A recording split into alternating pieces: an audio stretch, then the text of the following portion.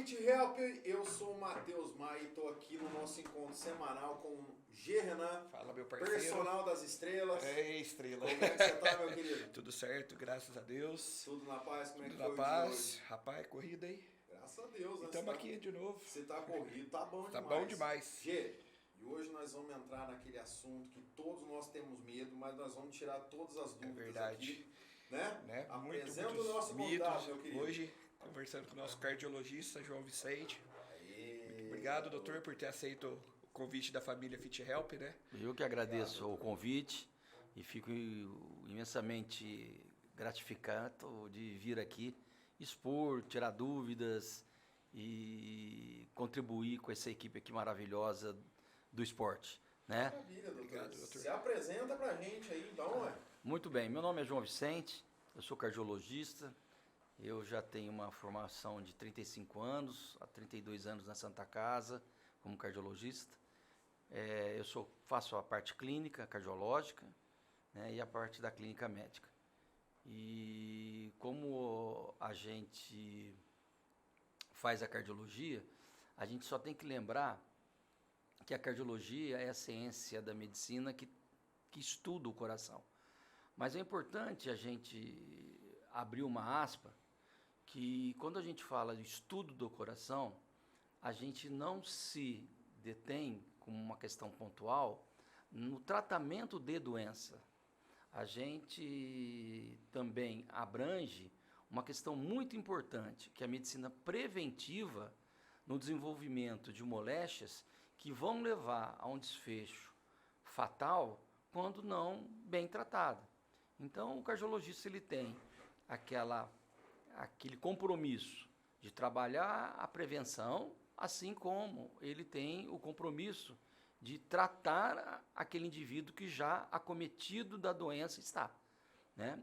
Essa é a grande função do cardiologista, o grande mérito dele, né? Legal. Ô, doutor, e dá abre um leque pra gente aqui. Qual é o benefício da atividade física para o coração?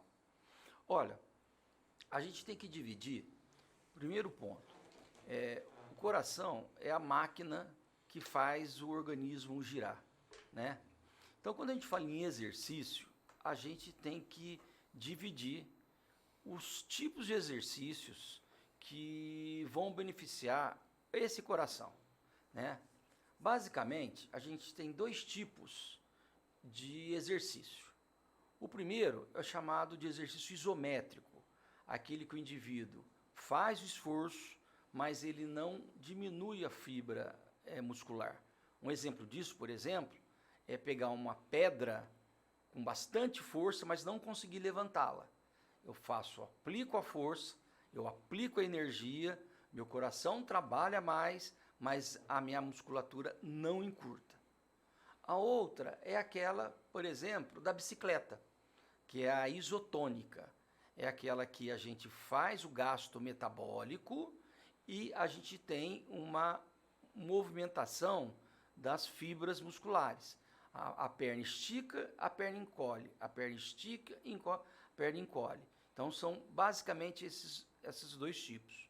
Para cada um, tem as suas grandes vantagens e tem as suas grandes desvantagens. Por exemplo, está errado quem diz que só o exercício isométrico é prejudicial à saúde. Também está errado quem diz que só o exercício isotônico poderia fazer bem ao coração. Que, inclusive, eu li um artigo muito recentemente falando sobre os exercícios isotônicos de alto impacto, como o corredor de longas distâncias, né? Eles também têm um benefício relativo quando a gente compara aqueles exercícios isotônicos não de alto impacto. Tanto que se formulou hoje uma faces, né, do corredor, né, face de corredor. Vocês percebem que aquele indivíduo é maratonista pelo perfil do corpo dele, pelo perfil do rosto. Baixa massa muscular, aquela, por ação da gravidade, o envelhecimento precoce. E isso também vai acometer o quê? a parte cardiovascular. Quanto à questão do exercício isométrico, o grande problema é quando ele não monitorado, ele ultrapassa os limites da hipertrofia do coração. O que é hipertrofia? É o aumento da massa, é a espessura, a grossura do coração. Esse coração ele tende a ficar mais grosso. Se eu comparar um coração normal, eu diria assim, olha, aquele coração é como se fosse a espessura de um bife de patinho. E se eu comparar com um atleta de esforços isométricos ou de atividades de peso, eu vou dizer que aquele coração tem espessura de filé mignon, né? Então, mais espesso, mais grosso, exato. E que se ele não bem orientado, isso pode trazer dano. Então a gente viu só, eu falei ao mesmo tempo do custo e benefício de um e do custo e benefício do outro, né? Os dois têm benefício. Mas o mais importante de eu salientar que tanto um quanto o outro, eles merecem acompanhamento no mínimo, anual do seu status cardiovascular, né? Porque os dois podem apresentar diversas patologias, até de que diferentes, que vão culminar na mesma doença final, na mesma patologia final. A diferença foi só a causa, mas a manifestação final vai ser a mesma. Doutor, desculpa. Não, vai lá. Seria interessante combinar, né, falando não só da parte física do indivíduo, né, do aluno, do atleta, combinar as duas variáveis, os dois tipos de exercício dentro de uma prescrição de treinamento visando a longevidade de vida, né, a qualidade de vida do coração e, consequentemente, do aluno? Sim, olha, vamos pensar o seguinte, que quando a gente fala no atleta, a gente não pode ficar só vinculado ao que diminui a mortalidade ou a morbidade. A mortalidade é aquilo que vai levar a gente à morte. E a morbidade é aquela palavra que pode ser considerada a quantidade de vezes que nós vamos adoecer. Então, eu posso ter, tanto na cardiologia, esses dois fatos, morbidade e mortalidade, mas eu também não posso esquecer que o organismo é uma máquina. Então, por exemplo, se eu faço só exercício de alto impacto, tá, sem que ele tenha uma massa muscular adequada, eu não vou só, tá, ou não posso só rever que ele vai ter uma doença cardiológica. Eu não vou considerar as doenças osteoarticulares. De repente eu vou ter um indivíduo com 60 anos, né, com uma capacidade funcional de 80, porque ele tem as articulações desgastadas. O músculo ele é extremamente importante na dinâmica osteoarticular, na dinâmica metabólica, porque quando eu tenho a musculatura, eu consigo, por exemplo, nos diabéticos, trazer a glicose para dentro do músculo independente da insulina, ou seja, a captação da glicose melhora. Então, fazer os dois, tanto a isotônica com um exercício isométrico, ele seria o ideal para o indivíduo. Então, eu mantenho a capacidade física através do exercício isotônico e aumento a resistência muscular e massa para manter o esqueleto. Estudos mostram que mulheres, que é a fatia da população em que tem mais osteoporose, elas têm menos eventos de fratura óssea espontânea, como a de fêmur, quando comparada àquela que tem baixa capacidade muscular. O que é importante a gente ter em mente nesse quesito? É que a orientação e segmento médico é fundamental. Doutor, e muito se escuta também sobre sopro no coração. O que seria o sopro no coração? Olha, dá medo em toda mãe, né? A criança já nasce e meu filho tem um sopro. Na verdade, o sopro é meramente um achado auscultatório, Ou seja, o médico coloca lá o esteto no peito da criança ou do adulto e ouve um sopro, que o mecanismo é simplesmente um turbilhonamento do sangue dentro das cavidades. Então, existe sopro sem moléstia. O sopro ele não é doença, o sopro é um achado. Agora, toda doença valvular ou com alguma doença cardiovascular causa sopro? Sim, mas nem todo sopro tem doença. Então, o sopro em si, ele não tem significância nenhuma. Isoladamente, ter um sopro não tem nenhuma tradução de gravidade. Eu tenho uma criança ou um adulto com alguma moléstia valvular e ausculto, eu posso até fazer o diagnóstico daquela moléstia pela ausculta. Aí é outra história. Mas o sopro, pura e simplesmente, não tem significado clínico nenhum. Ninguém tem patologia sopro. É só um achado. E por esse sopro, alguma coisa assim, a pessoa pode vir usar marca-passo ou não tem nada a ver? Não tem relação. Não tem relação. O sopro, como eu disse, é um turbilhonamento dentro do coração. Mas vamos considerar que, de repente, ele está associado a uma doença valvular, que ele vai carregar por um período da sua vida, e em determinado período da sua vida ele vai ter que trocar a válvula. Muito bem. Tá. O marca-passo ele está mais ligado a doenças elétricas, quando o indivíduo, por algum motivo, ou envelhecimento, ou a própria doença de base dele, que foi a doença valvular, ou a cirurgia que ele praticou, deixou alguma lesão no sistema elétrico, o marca-passo ele é útil nessa circunstância. O próprio nome está dizendo, é um aparelho que ele vai dar pulso elétrico de uma forma sincrônica, em intervalos rítmicos, para dar uma frequência cardíaca adequada.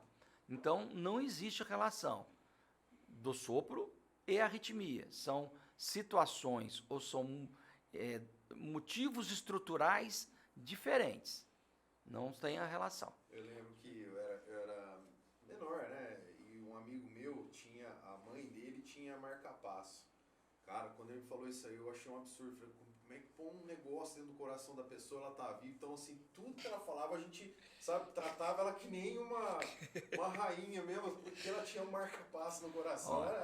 A mãe desse colega seu nunca ia deixar o coração parar de bater, porque se ela parasse, o relógio ia continuar batendo. Tá louco, né? Doutor, o senhor falou sobre arritmia, né? O que é arritmia, né? Qual a diferença dela para o sopro? E as pessoas que têm arritmia, têm algum tipo de exercício ou esporte que tem que evitar? Tá. Olha, a arritmia, como eu disse, é um problema elétrico. Vamos imaginar aqui que eu vou construir um concreto. Todo mundo sabe como constrói um concreto. Eu faço uma armação de ferro, perfeito? Depois eu venho com o cimento, jogo e formo uma parede. Eu olhando depois de pronto, eu só olho a parede, eu não vejo o ferro que está lá dentro. A musculatura cardíaca é assim. Eu olho ela, eu só vejo a musculatura, mas eu tenho lá dentro feixes elétricos, que fazem a condução elétrica para ativar o coração e como resposta ele bate. Então uma resposta uma atividade elétrica e uma resposta mecânica, né? A arritmia, a gente primeiro tem que considerar que se é uma arritmia benigna. Primeiro ponto, tá? Segundo ponto, se é uma arritmia que tem causas não cardiovasculares. Existem patologias que causam arritmias e a origem dela não é naquele ferro do concreto, e sim é por um outro motivo. Quer ver uma incidência de uma patologia na nossa população que causa muita arritmia? Doenças da tireoide. O hipertireoidismo com mais frequência, o hipotireoidismo com menos frequência, pode causar arritmias, ou seja, alterações elétricas que acabam causando disfunções mecânicas, tá? Então, eu posso ter diversas arritmias, as benignas e as malignas. As benignas, às vezes, só mudança de estilo de vida, como diminuição do café, que a gente considera arritmogênico, diminuição do tabaco, que é arritmogênico, diminuição da bebida alcoólica, que é arritmogênico. A simples cessação desse tipo de estilo de vida, eu posso abolir a arritmia. Tem algumas arritmias malignas, né? É aquelas que, de repente, podem te trazer dano, inclusive morte súbita. Né? Umas são tratadas basicamente com medicações e a longo prazo, às vezes pela vida inteira. Algumas outras, que eu devo informar, que nenhum antiarrítmico é capaz de tratar a arritmia 100%. Muitas das vezes, como coadjuvante desse tratamento, ele merece o quê? O uso de um marca-passo, como foi citado aqui. Aquela senhora, ela deveria ter uma arritmia maligna, que fazia o coração bater extremamente lento, incapaz de gerar pressão, incapaz de gerar força muscular, força orgânica, que ela precisava de um mecanismo, né, de um aparelho que gerasse batimentos com mais rapidez, e o coração dela ia bater mais rápido. Relação com sopro nenhum. Como eu disse antes, o sopro é simplesmente um achado auscultatório. Eu vou não deixar de colocar. Não se deve achar que eu não ligo para o sopro. O sopro tem que ser examinado. A maioria das pessoas não traduzem doença, ou seja, é uma variante do normal. Alguns trazem doença porque tem uma doença estrutural, então é mecânico, tá? Já a parte da arritmia é uma doença elétrica, o exemplo que eu dei do concreto, tá? Ô, doutor, e vou fazer uma pergunta para o senhor. Tem uma faixa etária que apresenta mais problema cardíaco, por exemplo, é mais gente de idade ou mais novo? Porque a gente escuta muito, por exemplo, tal pessoa infartou dos 30, eles falam que dos 30 ao 40, se a pessoa infarta, não tem nega, né? Botou o paletó e dessa para melhor, né? Tem uma faixa etária que a pessoa apresenta mais problema cardíaco? Olha só, a gente tem que ver isso aí numa cronologia. Há uns 30 anos atrás, as pessoas infartavam acima de 50, 60 anos. Era a faixa etária normal.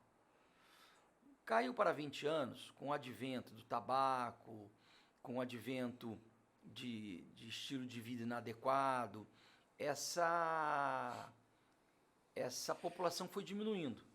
Inclusive, de uma forma coadjuvante, com conhecimento cada vez maior dos componentes que levam o indivíduo a infartar. Tá? Hoje, a gente já não vê uma faixa etária que está isenta do infarto. Tá? Todas as faixas etárias, a partir dos 30 anos, estão dentro do grupo que pode infartar. Claro que é mais comum os indivíduos acima de 50 anos com fatores de risco, né? E os mais jovens geralmente estão associados com estilo de vida inadequado. Por exemplo, o uso de cocaína. O uso de cocaína talvez, tirando a parte genética, é a causa mais comum de infarto no jovem. Agora, por que essa pergunta abotou o paletó? O coração, ele é igual uma árvore. Ele tem um tronco e tem alguns galhos. Se eu infartei um galho lá na pontinha, eu perdi um pedacinho da árvore. Se eu for infartando o galho mais para baixo, que é mais grosso, eu vou acometendo maior parte dessa árvore. E se eu cortar o tronco ou eu infartar no tronco, essa árvore morreu. O que acontece com o jovem, que ele não tem vasos pequenos que podem suprir os vasos originais, que vão crescer com a idade. À medida que o indivíduo envelhece, ele ganha o que a gente chama de colateral. E existe um vaso principal, e ao redor daquele vaso principal, a gente cria colateral. Quando ele infarta, ele é mais atenuado, porque aqueles vasos que se seguiram ao entorno daquele primeiro, ele acaba suprindo um dano que poderia ser maior. No jovem, justamente pela idade, essa colateral ainda não se desenvolveu. Então, as coronárias, elas são geralmente muito grandes, muito extensas e praticamente sem nenhuma colateral. É como se eu estivesse cortando um galho de uma árvore nova, bem grosso, e sem nenhum galho pequeno para contribuir para que ela volte a crescer, né? Então, no jovem, o evento, ele tende sim a, se não mais mortal, deixar mais sequela. E pegando esse gancho aí, doutor, eu queria saber os mitos e verdades. Muitas pessoas falam de sintomas de infarto. Umas falam que é braço dormente, outras falam que é dor de estômago, outra fala que é pressão no peito. O que está relacionado à verdade? Isso é tudo verdade? Olha, é tudo verdade. O que acontece é incidência, tá? Primeira coisa, a dor do infarto, por ser o coração uma víscera, a gente não localiza, né? Não é aquela situação que o indivíduo, doutor, está doendo aqui. A dor do infarto é aquela que o indivíduo esparrama, às vezes, a mão pelo peito, não localizando a dor. Tá? Primeiro fato.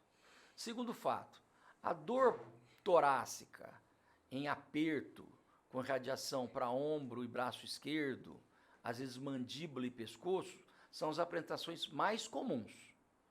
Mas existem variantes.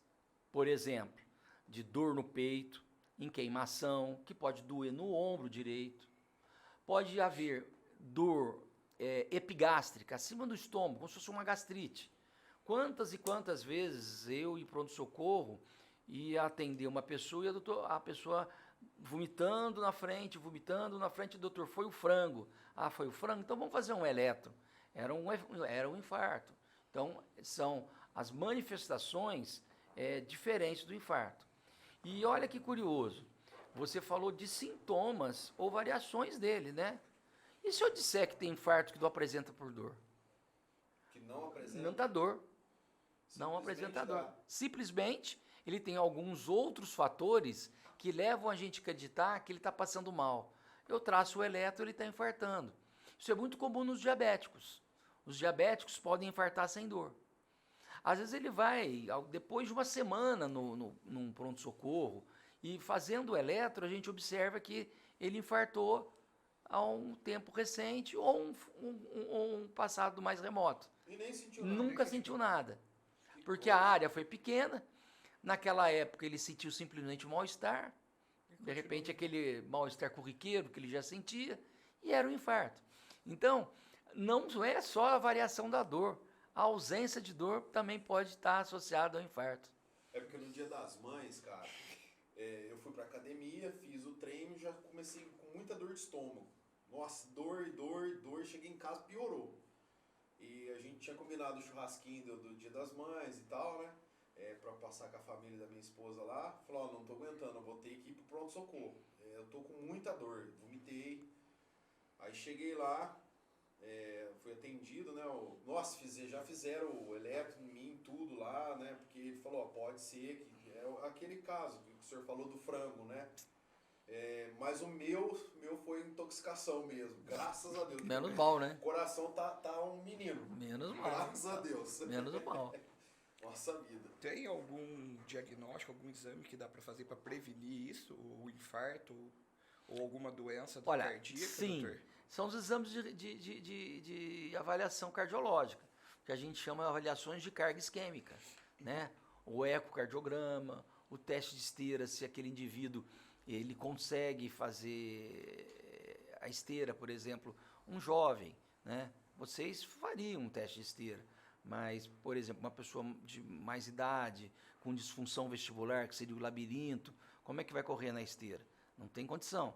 Então, a gente tem outros exames, a cintilografia, a angiotomografia coronariana com score de cálcio, né? São métodos que a gente pode utilizar para avaliar oclusão coronariana, que, na verdade, o infarto é marcado por oclusão da coronária, que é o vaso que faz o coração ficar vivo, né?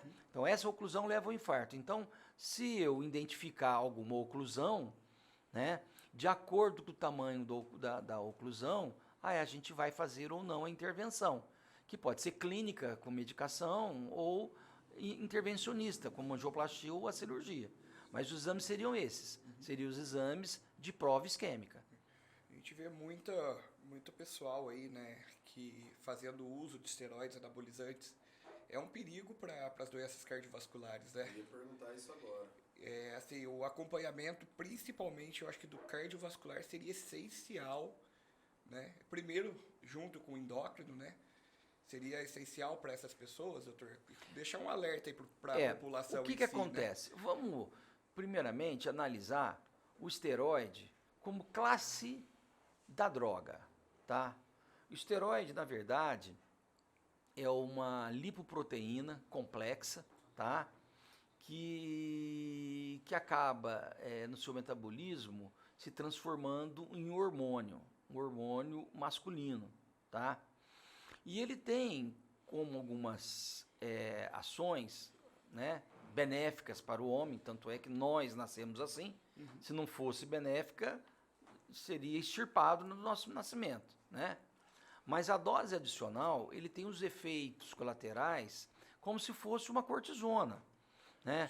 Ele pode provocar hipertrofia ventricular, ele pode causar intolerância ou diabetes, ele pode causar hipertensão arterial, ele pode causar câncer de fígado, né? Não é só a parte cardiovascular. A principal seria esses eventos. Agora, diretamente no coração, os efeitos não vão aparecer diretamente, são indiretamente. Porque quem usa o anabolizante, ele vai ser aquele indivíduo que habitualmente ele tem como hobby fazer exercício físico isométrico. Tá? Esses exercícios isométricos fazem hipertrofia ventricular. Esses exercícios isométricos fazem hipertensão. E esses exercícios isométricos, como eu disse há pouco tempo, comparando o bife de patinho e o bife de filé mignon, aumenta essa espessura miocárdica, que no futuro ela vai acabar virando fibrose. Ela vai trocar o tecido, ela vai deixar de ser tecido miocárdio para ser um tecido fibrótico. E o tecido fibrótico é um tecido que é um substrato para desenvolver arritmia, geralmente arritmias malignas. Tem alguns indivíduos que nascem com o miocárdio hipertrófico, que é a hipertrofia septal assimétrica, com ou sem oclusão, tá? Que faz o indivíduo não conhecer, ele não conhece aquilo, e sempre brincou, ele sempre correu, tem um caráter genético, e ele vai trabalhar, ou vai jogar, ou vai exercer a profissão de esportista, e não fizeram o diagnóstico dele correto, né? E aí você vai ver as situações que você já reviveram, ou já viram e reviveram, né? Daquele rapaz do São Caetano, de outros indivíduos que fazem morte súbita no campo, né? Então, a hipertrofia, tanto ela genética, que tem um gene transmissível, ela pode causar isso. Isso você vai se aplicar ao indivíduo que usa anabolizante. A diferença é que uma é induzida, a outra é congênita, né? Então, seria esses fatores, né? E o que mais, inclusive, chama a atenção, que esse indivíduo que começa nessa rotina, ele cada vez mais ele vai procurar doses maiores, porque é que nem o uso, às vezes, de drogas ilícitas. O efeito terapêutico, ele começa a ficar limitado. Então, a dose cada vez fica maior. E aí eu vou fazer mais hipertensão, eu vou fazer mais tendência a diabetes, vou fazer mais tendência a arritmia e daí por diante. E o pessoal acha que assim, quanto maior a dose, mais o resultado. Não. Quanto maior a dose, maior o colateral. Principalmente isso, né? Coração sadio não é aquele espesso, é aquele que tem um valor de espessura adequada, né? E um trabalho no teste ergométrico que a gente classifica em classe infuncional e aptidão cardiorrespiratória boas. A classe 1, que é a melhor de todas, a gente considera de ótimo. Só para não ser, vamos dizer assim, perseguidor ou contra, ou a polêmica do anabolizante, a gente não precisa ir longe. Algumas atividades esportistas bem desenvolvidas, né? Mas a gente vê isso com frequência. O nosso coração, de um indivíduo saudável adulto, ele faz numa atividade física, fora de uma atividade física, ele bombeia 5 litros por minuto. Numa atividade física, ele pode bombear 10 a 15 litros por minuto. Um esportista relacionado ao remo, o seu coração ele é tão potente em questão de massa muscular, que ele consegue fazer por minuto 35 litros 7 vezes mais. por minuto, 7 vezes mais. 7 vezes mais. Bom, esse indivíduo que ele mescla tanto a carga isométrica, né, que é de força, você tem que remar na água, mas também é isotônica, porque ele encurta a fibra. Mas com preponderância na força, eles são indivíduos que desenvolvem muita hipertrofia ventricular. E a hipertrofia ventricular é a primeira etapa para esse coração dilatar na terceira idade. Aí a gente vai entrar numa outra história, insuficiência cardíaca. Que a gente estava comentando lá fora, né? Que infelizmente a minha mãe faleceu de insuficiência cardíaca, né? Pressão lá embaixo, deu entrada, ficou 15 dias internado, teve a retenção porque o coração já não bombeava. Foi isso aí que minha mãe faleceu. E assim, para conhecimento, né? Quando a gente tenta fazer a prevenção, quando eu falei da medicina preventiva, a gente não pode deixar de informar que quando o indivíduo entra no quadro de insuficiência cardíaca, a gente tem o que a gente chama de história natural da doença. Aproximadamente 5 anos de vida é o tempo de começou a desenvolver a insuficiência cardíaca e o óbito. A partir de 5 anos de idade? Não. A partir de você desenvolver a insuficiência cardíaca hoje, tá? Definido que você tem essa doença, tá? Sua estimativa de vida, a história natural dessa doença, é que você viva mais ou menos ainda uns 5, no máximo 7 anos. A atividade de física acordo ela pode com, prolongar isso, doutor? Desculpa te cortar. A atividade física ela pode prolongar? Não, desde que mal empregada. É aquela que a gente estava discutindo, que causa hipertrofia, uso de anabolizante, né? Não fala isso. Entendeu? Nossa, cara, Você vai parar de usar, Matheus? Meus amigos vão ficar tristes. Eles fazem uso disso aí. Com os amigos. Mas, que a gente sempre Só manda eles pra mim que eu dou um jeito. É que assim, passa o endereço pra mim. A gente sempre tem um amigo, né, doutor? A gente sempre, o meu amigo mandou perguntar, doutor. Que muito me interessa esse endereço também, viu? Falo a verdade. Mas não, o meu tá bom, graças a Deus. Eu faço exame. A cada 6 meses eu faço. Isso não é linear. Tem indivíduos que fazem essa atividade e mantêm o coração porque a medida do coração e da massa ventricular, ela tem uma relação com índice de massa corpórea ou mais ainda previsível, que seria a massa corporal, o índice de massa corporal, né? Então você pode estar com medidas de esportista de carga elevada, mas o seu coração está saudável, né? Porque quando eu coloco o seu peso, sua altura, e eu faço as medidas ao ecocardiograma, ele pode estar dentro dos índices normais. Então, isso aí não é linear, né? É uma coisa que é individual, né? O que é importante é a procura regular. Ô, doutor, me fala uma coisa, o coração que o senhor explicou do patinho e do filé mignon, ele tem um tempo para sair do patinho e chegar no filé mignon? Tem, ele não... Patinho pode virar filé mignon. Primeiro, ele pode demorar de acordo com a carga que você usa ou o tempo que você trabalha. Então, as duas variantes é essa. Se eu começar a fazer atividade hoje, começar com um peso pequeno, daqui 6 meses eu já estou levantando 50 quilos em cada braço, eu vou ter uma velocidade. Se eu tiver começando hoje, e daqui 6 meses ainda eu estou levantando 7 quilos, a minha velocidade vai ser diferente, né? Ou o tempo.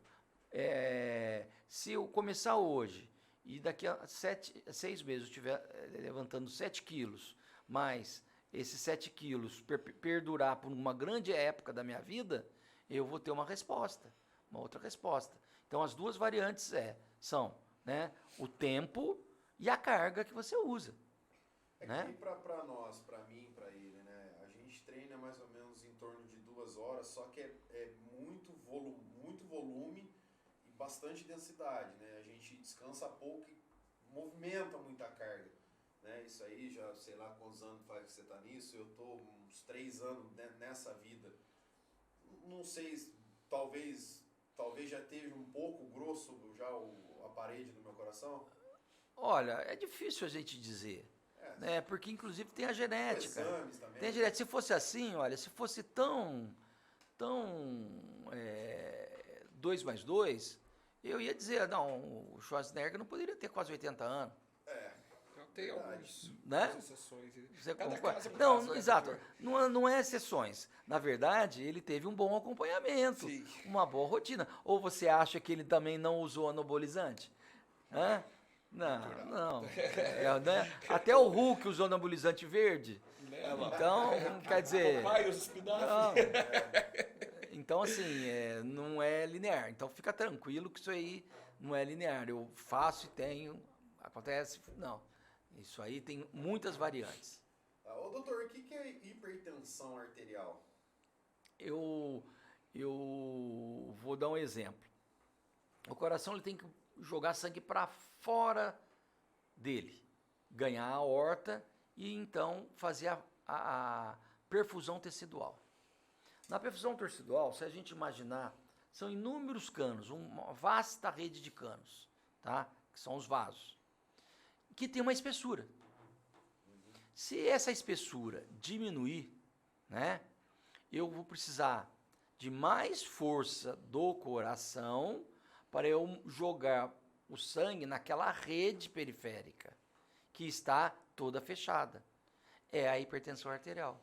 É quando eu tenho toda a rede periférica do coração vasoconstricta, ou seja, com calibre diminuído, e aí eu vou exigir do coração que ele faça mais esforço. Seria uma analogia ao exercício de peso. Entendi. Quando parecido, porque o coração, para carregar o peso, ele não vai ter que usar mais força. Então, seria um equivalente. Como é que se comporta o hipertenso? Com hipertrofia ventricular, e depois ele vai dilatar, aí ele vai entrar no que a gente chama de miocardiopatia, ou seja, doença do miocárdio, né? Dilatada, ou seja, porque cresceu, hipertensiva. Nós temos, então, uma insuficiência cardíaca de origem hipertensiva. Você falou que a sua mãe teve essa moléstia, né? Toda hipertensão, toda insuficiência cardíaca tem uma causa, né?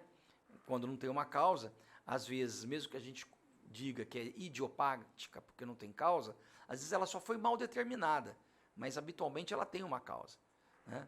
Então a sua mãe poderia ser uma hipertensa grave durante a idade dela, que acabou culminando com essa dilatação, né? Então, ele é um pouquinho análogo à atividade física de só esforço. A atividade física, aeróbica, né? Corrida, bicicleta, a gente não está falando, a pergunta não é referente à intensidade. Ela pode ajudar a reduzir esse quadro de hipertensão arterial, doutor? Sim. Ou só com remédios? Sim. Olha, O cardio em si, né? cardio em si, né? quando a gente fala em algumas situações patológicas cardiovasculares, a hipertensão arterial, a doença coronariana, as arritmias, a gente pode fazer o controle de 3 formas. Primeiro, corrigindo os fatores de risco, tá? Que a gente chama de removível. Controlando os fatores de risco, que a gente diz removível parcialmente. E o outro fator de risco que é não removível. O fator de risco removível para a hipertensão, doença coronariana, é o quê? Diminuição do estresse emocional, diminuição do tabaco, atividade física, comida com baixo colesterol, baixo sal, né? Removível parcialmente colesterol, né? O lipidograma, né? Que a gente vai ter benefício na caminhada e se você fizer uma dieta adequada, você vai conseguir atingir a meta, né? A removível parcialmente pode ser o diabetes, porque apesar de eu corrigir, ainda ele tem mecanismo que fazem lesão orgânica levando a essas doenças. E a não removível é a genética, né? Mas se eu tenho uma lesão não removível por genética, então vamos trabalhar de uma forma mais intensa a que eu posso remover e a que eu posso remover parcialmente. Controlar o estresse, diminuir o fumo, diminuir a bebida alcoólica, atividade física, né? Comida com baixo teor de gordura, de sal, né? Controlar o diabetes e tudo mais. Controlar a hipertensão, né? Com medicamento. Então, a atividade física é uma forma preventiva de desenvolvimento de doenças cardiovasculares.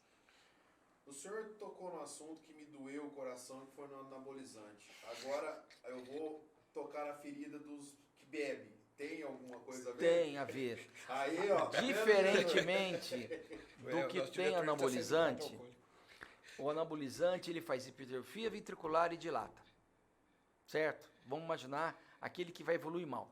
Eu já vi, Tá? doutor, só te cortando aqui, eu já vi, isso é sério, amigo meu tomando dilatador, que no caso tá Dalafila, Sim.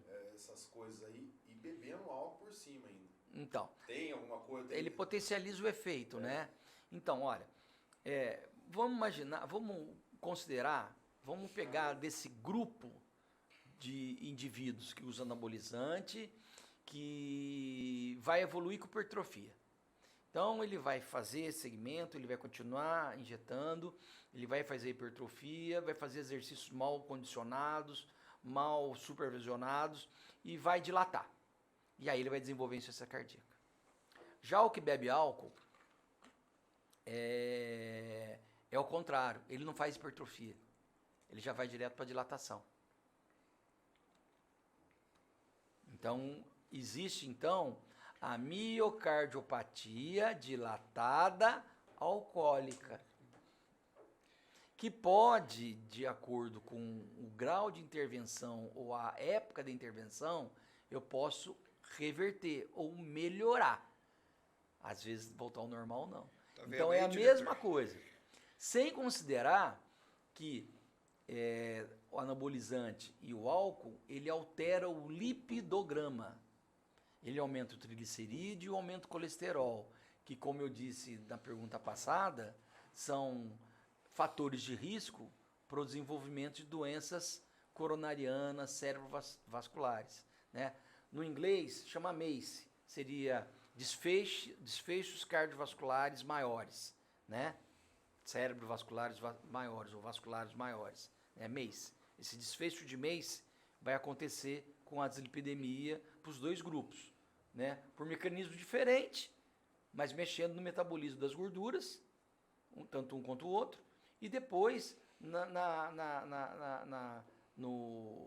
na questão estrutural, Um vai dilatar e fazer fibrose, o outro já dilata e faz a fibrose. Não passa pela forma da hipertrofia. O álcool não hipertrofia ninguém.